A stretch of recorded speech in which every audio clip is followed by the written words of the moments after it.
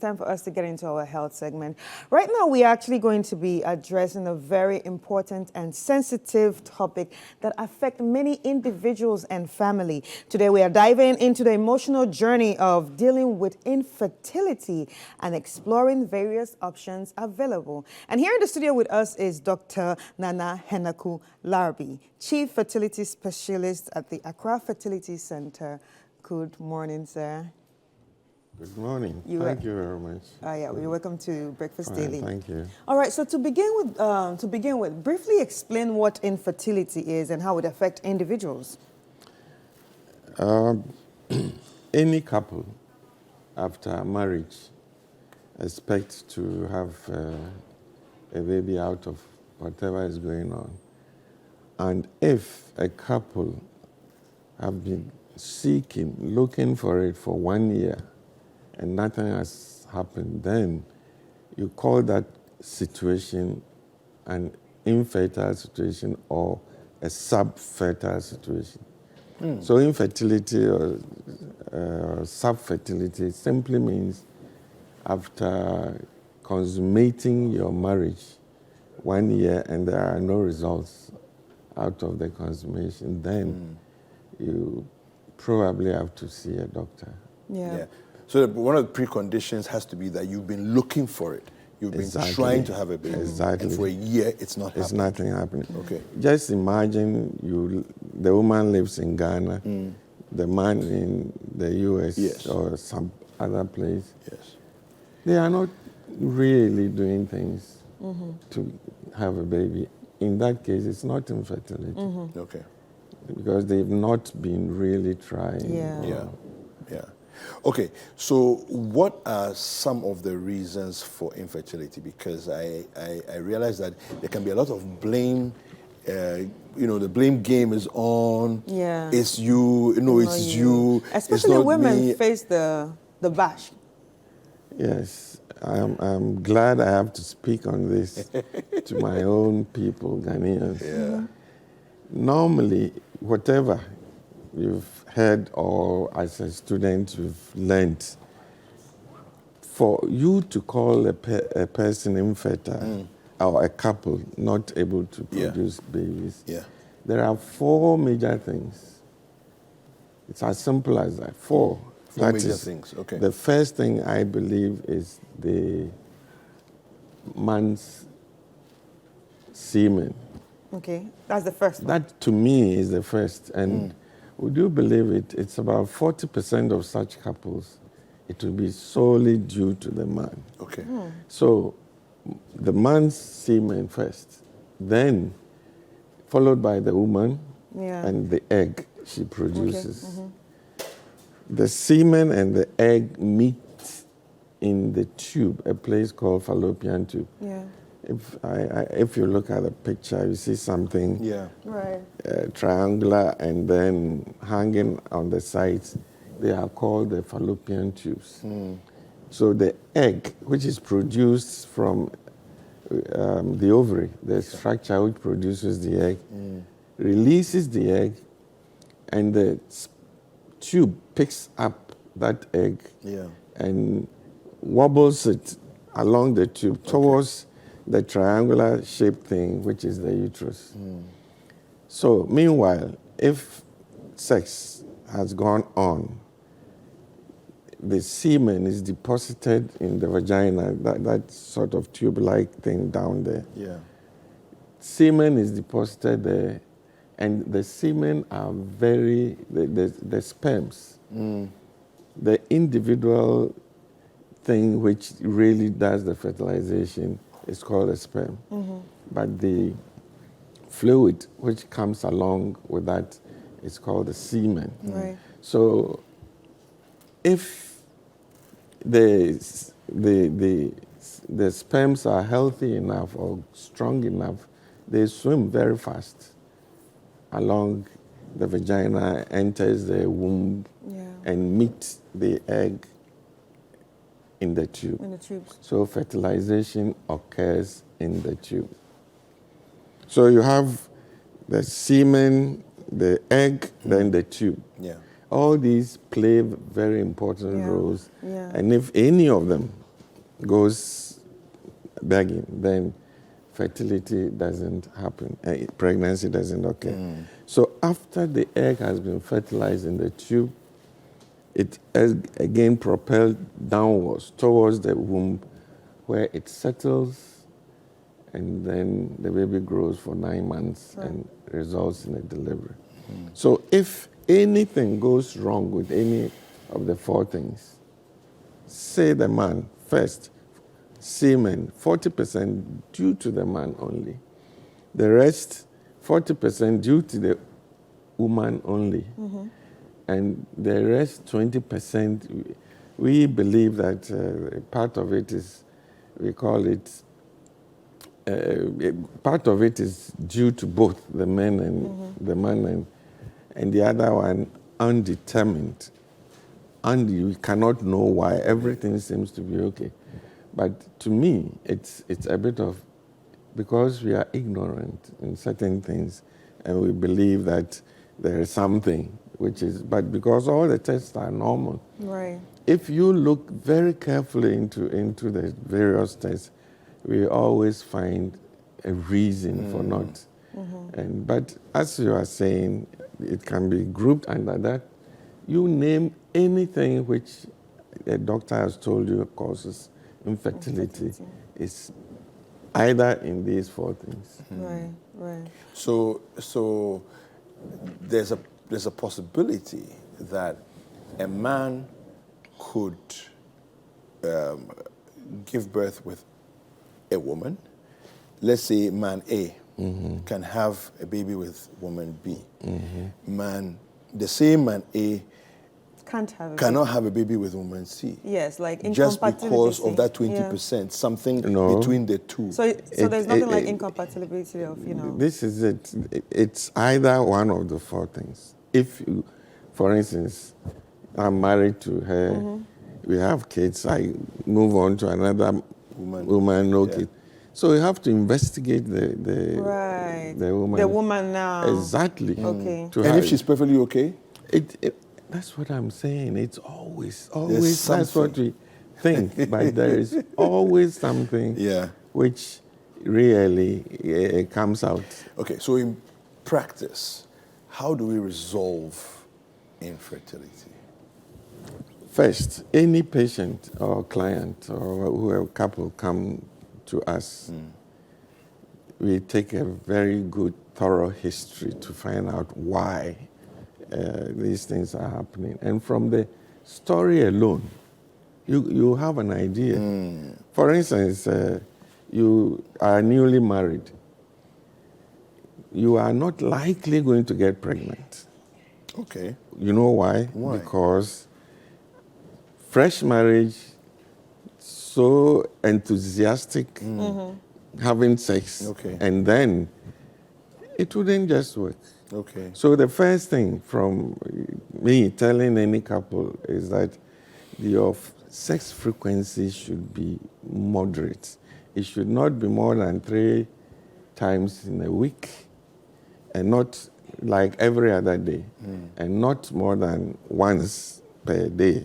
Okay. For instance, you jump on your wife and 4 times in a day, you are unlikely, very, very unlikely going to get pregnant. Really? Oh, yes. But it seems counterintuitive somehow, because from a layman's perspective, it's almost like you're producing a lot of semen and therefore sperm, and so you're increasing your chances. You see, you producing a lot of sperm. Yeah.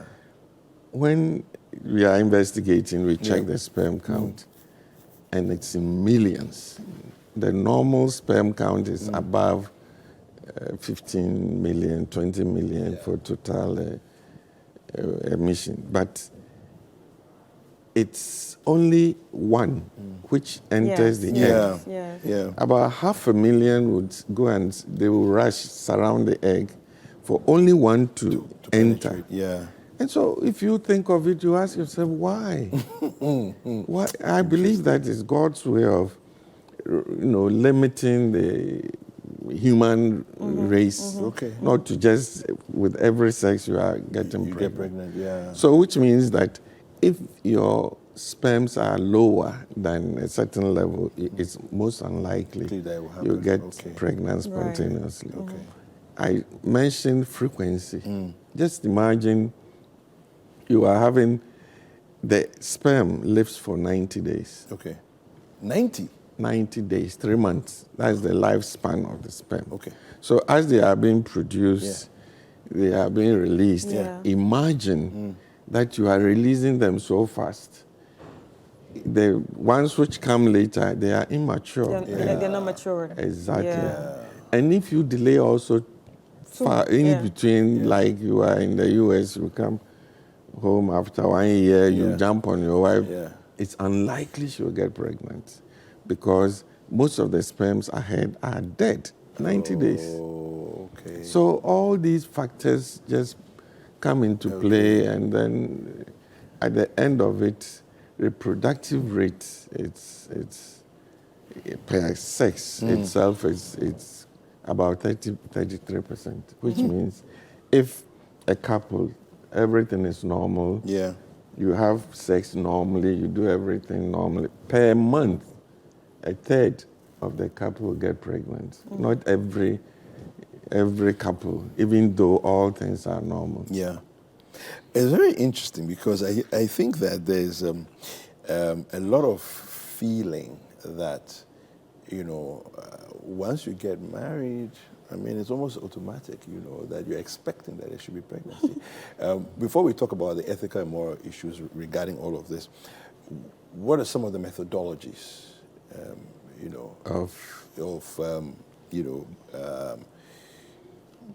Trying to solve infertility. Yes. I mean, IVF, I know there's IVF and there are other things as well. I see that what you are up to, but once you have determined what the cause of the situation is, for instance, we need the egg, we need the sperm. So the tubes, we've checked everything, and you can't find anything. What we normally do is to give some tablets, generally by all gynecologists. They will just be giving some tablets to try and bring up more eggs. Because usually the egg is produced only one per cycle. Yeah. Only one. Yeah. That's the usual. It could be twins, it could be, but normally it's one. So if you pep up the egg production, the chances are like that, if everything else is okay, you could be getting what you want. Yeah.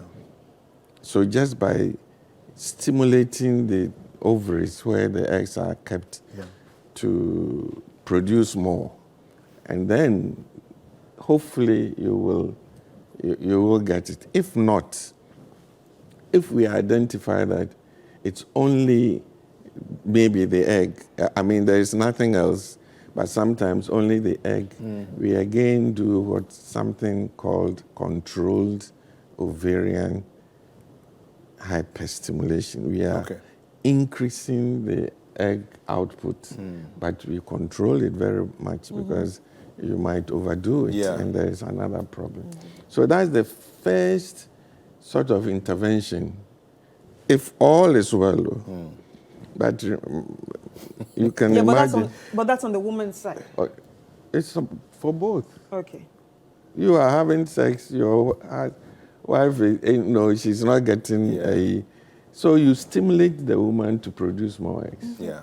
And this is in the case where you've done all your checks and everything and then everything appears to be normal. Or sometimes also, you'll find that especially the sperms are a bit on the lower side, not too low.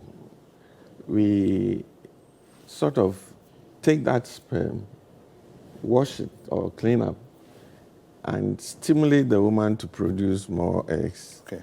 And we inject the sperm, prepared sperm, into the womb. It means you have shortened the distance of the sperm from the canal. So, yes. It doesn't have to go through the entire canal. And then that is called IUI, intrauterine insemination. And so that could be another next Yeah. intervention. But these are all sort of low technology approach. So what else can we do? You take the man again. They are giving drugs. I am not a fan of it, to improve the... Yeah. Okay, so I think we have the IUI. No? Yeah, you can see No, the not- IUI. That's not the IUI. That's the fourth there the on the list. picture down there. Yeah. Yeah. Oh, yes. So that is the IUI. Right. And sometimes, for instance, to come to the extreme of it, say the man has no sperm. See, we come down to a donor sperm. Yeah. So we can get a sperm from a donor, prepare it. As long as the woman is okay, everything is, the tubes are fine, she's producing eggs, we just take that prepared donor sperm and inject into the womb.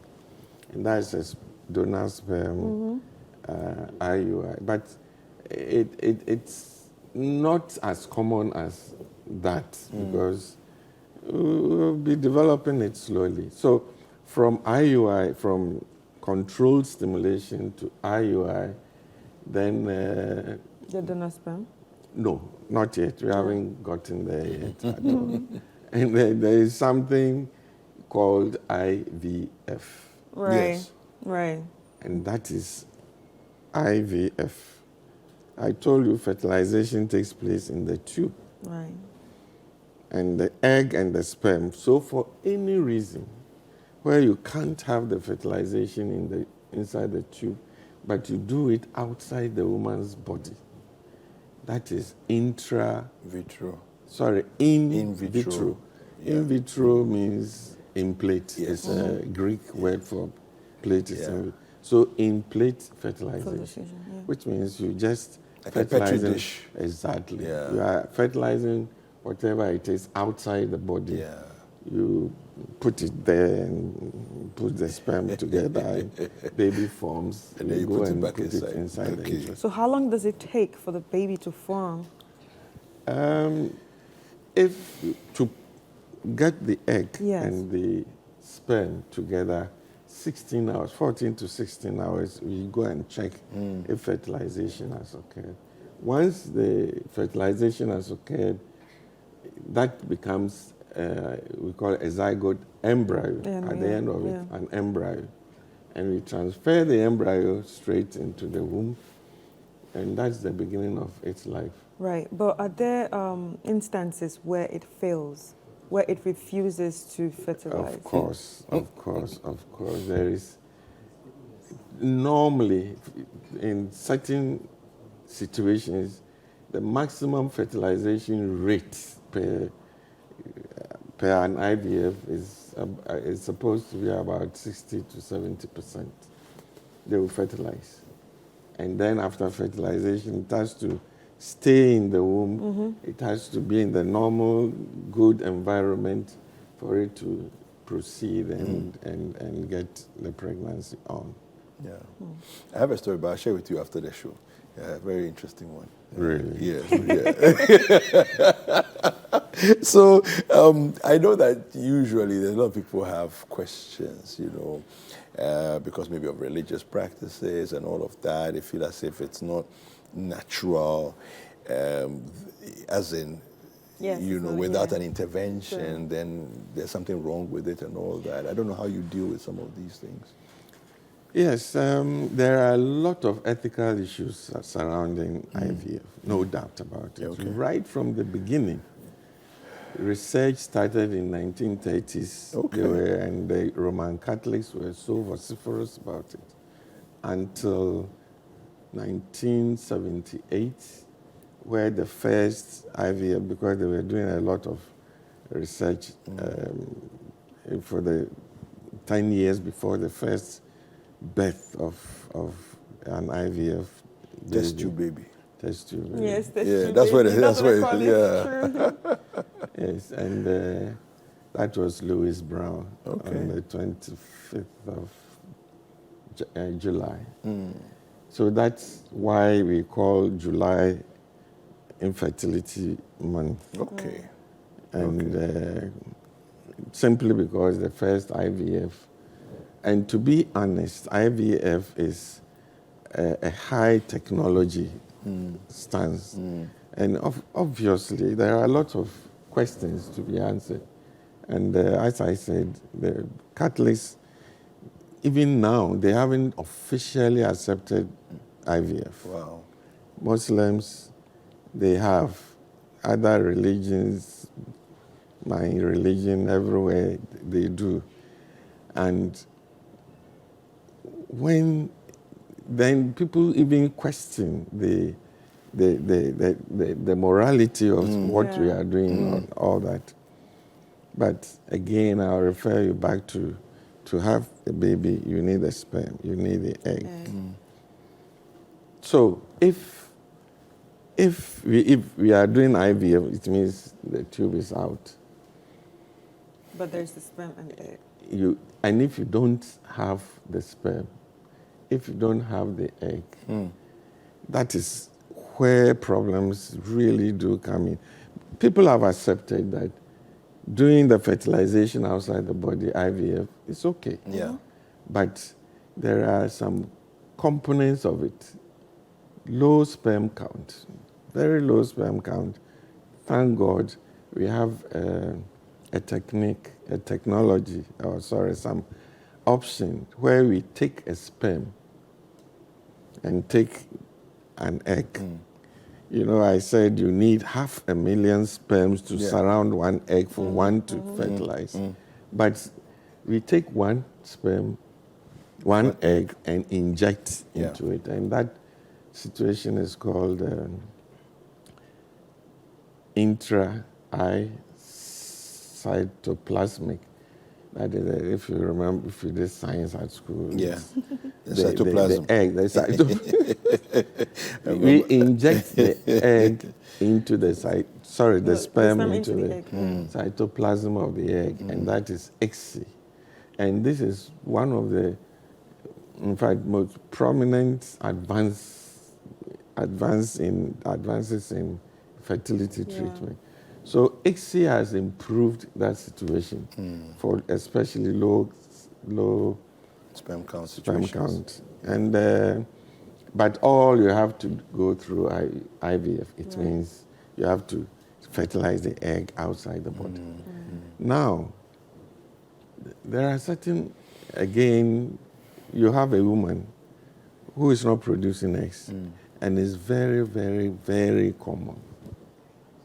In fact, I was non-production of eggs. No egg available, or no good quality egg. In fact, I was just checking my list for July for IVF, and almost 55% were self, the 45% were those who require egg, and that is egg donation. Okay. And it's common. Why? Because, how old are you? How many children? Then you realize that people are delaying so much. In giving birth. Because of their career progression and all that. And my advice, I'm sitting here talking to people. Try and have your family. At the age of 35 onwards, your egg drops remarkably, simply because of the age. And then by 38, 40, 30, even 36, you find there are no eggs to be used. This is when we have to go for egg donation. And this is one of the situations where people find it difficult to accept, and they will ask you, if I get a donor egg, is the baby going to pick up my blue eyes? No. Of course. Obviously not. And so we have to try as much as possible to, counsel them, let them understand and appreciate. And then, so ethically, individual ethics, do you want that donor egg? And you don't listen to anybody, because believe me, I'll give you an example. Muslims, they can marry 4. Why? I'm not asking why, but I think the rationale behind it also includes the fact that I marry you, you are not producing egg, I have a second one, and like that. Fed, yeah. And so it's being tolerated in the, by the same would morality in certain groups Yeah. of. It's also very yes, frowned upon. they would say no to it. Yeah. But you need the egg. Yeah. You need the baby. Yeah. So it's an individual decision to accept that, yes, I don't mind, I'll go for egg donation. That's yourself is ethics. The society involves the morality of the society. Yeah. But at the end of it is the country's law Permitting all of permitting or not. Yeah. As long as the law says no problem with it, then we're good to go. then Wow. yes. Dr. Hineko Yes, Labi, this has sir. been fantastic. Very detailed. And like I said, I'll share my experience with you privately after the show. But we've been speaking with Dr. Nana Hineko Labi, who is the Chief Fertility Specialist with the Accra Fertility Center. This conversation has been fantastic. You can go over to our YouTube channel on CityTube to play it back, and pick up some of the tips there. I'm sure people can reach out to the fertility center? Oh, yes. Yes. Normally, I don't advertise myself, but I think the last slide, we have some. Details on the last Yeah. slide? Okay. Can all you right. put up the last slide? Okay. So I think we have, let me see, I think I have it here. Some All right, details so that's there. it? Yes. Yeah. Okay. So those are the information there. You can screenshot that and then, make use of the information. And the other thing is Accra Fertility Center is part of the Medifem Hospital complex. Okay. All right. Medifem is more popular than, Then the center. Okay. but we are the same. It's the same unit, the yes, same same facility. group. Okay, fantastic. Thank you very much for joining us this pleasure. morning. Thank you. All right. Thank you.